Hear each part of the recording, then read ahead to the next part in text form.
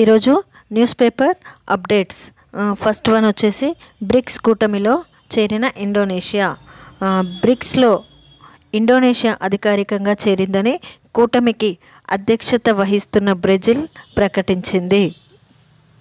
Indonesia 2023లో సభ్యత్వం కోసం ప్రతిపాదన చేయగా కూటమిలోని సభ్య దేశాలు ఆమోదం తెలిపాయి.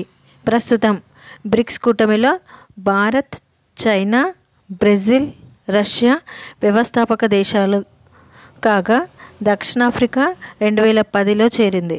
ఇంకా ఇరాన్, ఈజిప్ట్, ఇథియోపియా, UAE 2024లో సభ్య దేశాలుగా చేరాయి. వీటిలో కొత్తగా చేరిన దేశాలు ఏమున్నాయి? Iran, Egypt, Ethiopia, UAE.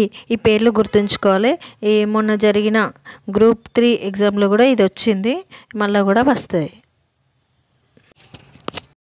Next, Nag పరీక్ష 2 క్షిపణి పరీక్ష విజయవంతం. స్వదేశీ పరిజ్ఞానంతో రూపొందించిన ట్యాంక్ విధ్వంసక గైడెడ్ క్షిపణి నాగ్ మార్క్ 2 పరీక్షను విజయవంతంగా పూర్తి చేసింది. మరి ఇది ఎక్కడ జరిగింది అంటే రాజస్థాన్లోని పోఖ్రాన్ ఇందుకు వేదిక అయింది. ఇది 3వ తరం ఫైర్ అండ్ ఫోర్గెట్ క్షిపణి. నెక్స్ట్, ఇందూరులో పసుపు బోర్డు నేడు వర్చువల్గా ప్రారంభించనున్న కేంద్ర మంత్రి పీయూష్ గోయల్. చైర్మన్గా పల్లె గంగాధర్ రెడ్డి నియామకం.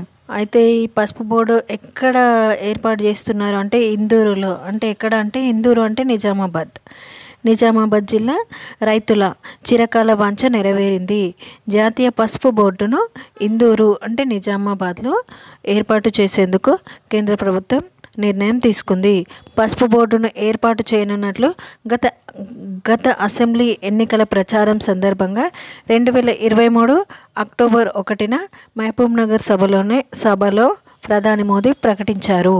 ఆ తర్వాత అక్టోబర్ 4న కేంద్ర వాణిజ్య శాఖ దీనిపై గెజెట్ నోటిఫికేషన్ జారీ చేసింది. అయితే బోర్డు ప్రధాన కార్యాలయాన్ని ఎక్కడ ఏర్పాటు చేసేది అందులో పేర్కొనలేదు. తాజాగా నిజామాబాద్లో బోర్డు ఏర్పాటు చేస్తున్నట్లు సోమవారం ప్రకటించింది. దానికి చైర్మన్గా నిజామాబాద్ జిల్లా ఆర్మూర్ మండలం అంకాపూర్ గ్రామానికి చెందిన భాజపా నాయకుడు పల్లె గంగాధర్ రెడ్డిని నియమించింది. అయితే ఇప్పుడు జరిగే కాంపిటేటివ్ ఎగ్జామ్లో వీటిపైన క్వశ్చన్స్ అనేవి వస్తాయి. ఈ పసుపు బోర్డు అనేది ఎక్కడ ఏర్పాటు చేసిండ్రు, ఎవరు ఏర్పాటు చేసిండ్రు, నిజామాబాద్ జిల్లా యొక్క పాత పేరేమిటి, ఏంటిది ఇందూరు, ఇట్లా వస్తాయి. నెక్స్ట్ అప్డేట్ వచ్చేసి 4 పథకాలకు 45,000 కోట్లు. ఇక్కడ చూస్తే గణతంత్ర దినోత్సవం సందర్భంగా ఈ నెల 26న రాష్ట్ర వ్యాప్తంగా ప్రారంభించనున్న 4 పథకాల అమలు కోసం ప్రభుత్వం 45,000 కోట్లు ఖర్చు చేయనున్నట్లు ఉప ముఖ్యమంత్రి మల్లు భట్టి విక్రమార్క తెలిపారు.